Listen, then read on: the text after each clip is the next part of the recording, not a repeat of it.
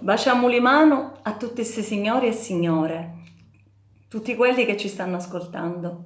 Oggi vi parlo dell'inciuri, assai antica è sta tradizione. Statemi a sentire. Nell'antica tradizione siciliana avevano grande importanza i soprannomi inciuri, come venivano chiamati nel nostro gergo. Essi spesso derivavano dal luogo di provenienza di una persona o dal suo lavoro o anche da una caratteristica fisica, da un suo atteggiamento, da un nome di animali, di cose, di piante, o alle volte aveva anche una forma onomatopeica. Talvolta si trattava di parole incomprensibili o espressioni prive di significato. Alle volte riprendevano i suoni. Gli inciuri hanno sempre fatto parte della cultura siciliana e sono sempre stati molto usati soprattutto nei piccoli centri come nella nostra piccola comunità flavese, dove qui la gente è conosciuta attraverso l'anciuria e attraverso il cognome un po' meno. Di solito i vicchierieggi quando incontrano i giovani ci dicono «Ma tu, a K tiene?» Ci identifichiamo così. Guai però a rivolgersi direttamente ad una persona con la sua anciuria. Potrebbero scoppiare liti o alle volte anche grandi offese. Perché? Perché questo succede? Perché si pensa che non sia qualcosa di culturale, di tradizione, e invece non è così. L'anciuria è qualcosa che appartiene alla tradizione, si sono scritti libri e libri sull'anciuria. Andiamo a vedere.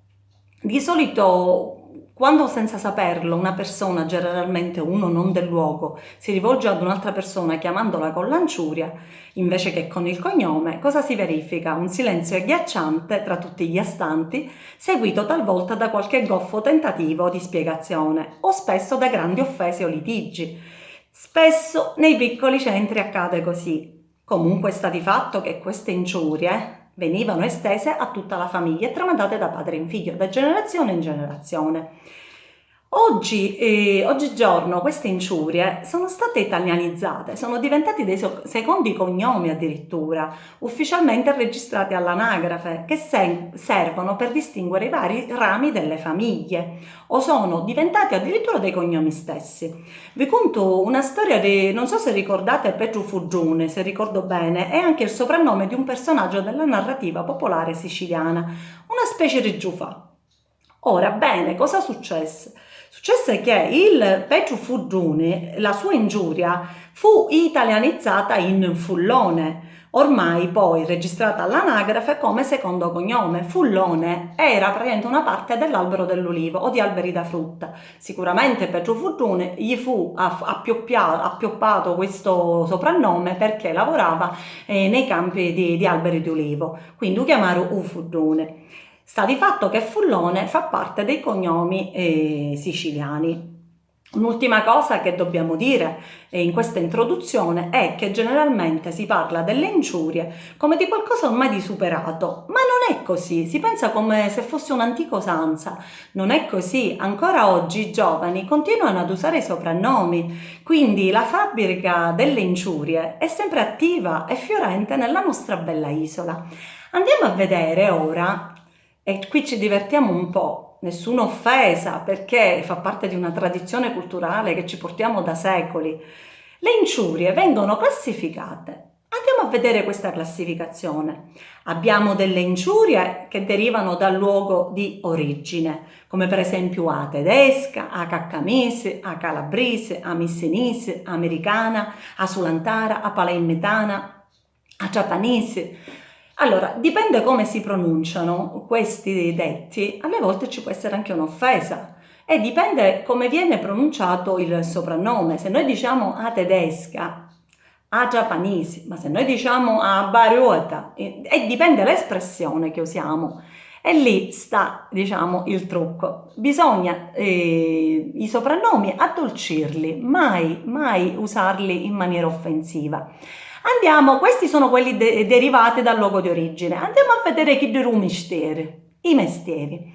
Abbiamo un ricuttaro e da generazioni vengono chiamati ricuttari. Perché? Perché praticamente il nonno faceva la ricotta. Tutte le persone che appartengono a quella famiglia non fanno più la ricotta, ma vengono chiamati ricuttare in ricordo del nonno. Poi avevamo un fontaniere, l'avvocato di persona che parlava, l'avvocato originalmente c'era un avvocato in famiglia, dopodiché venne tramandato a tutti i familiari questo detto, anche se avvocati non ce n'erano più. Di persona che parlava in maniera eloquente veniva chiamato anche l'avvocato, u sindaco, u dottorino, u parrino, u custuriere che sarebbe il sarto, venivano chiamati i custurieri, u cuidaro, addirittura ci sono antichi mestieri che non si fanno più, a mammana che era l'ostetrica, u tamburinaro, u caffè, i cucinari. E andiamo ad altra categoria, abbiamo quelli della caratteristica fisica o da atteggiamenti. Funcia, perché aveva una funcia, la funcia sarebbe le labbra più sporgenti, biunno perché era una persona che aveva la caratteristica dei capelli chiari. È una cosa molto alquanto difficile in Sicilia perché siamo tutti scuri di carnagione con capelli neri, ma non tutti. Un ivoro, un cacaova, un immurutiedru, iemmule significa i gemelli, i caloid, ureavolo, asciancata, usciancato, uvavusu, vecchio, gli occhi rossi per le caratteristiche degli occhi, i chilli, la parola che si ripete sta ad indicare una persona che tartaglia, ossia balbetta, o fogge.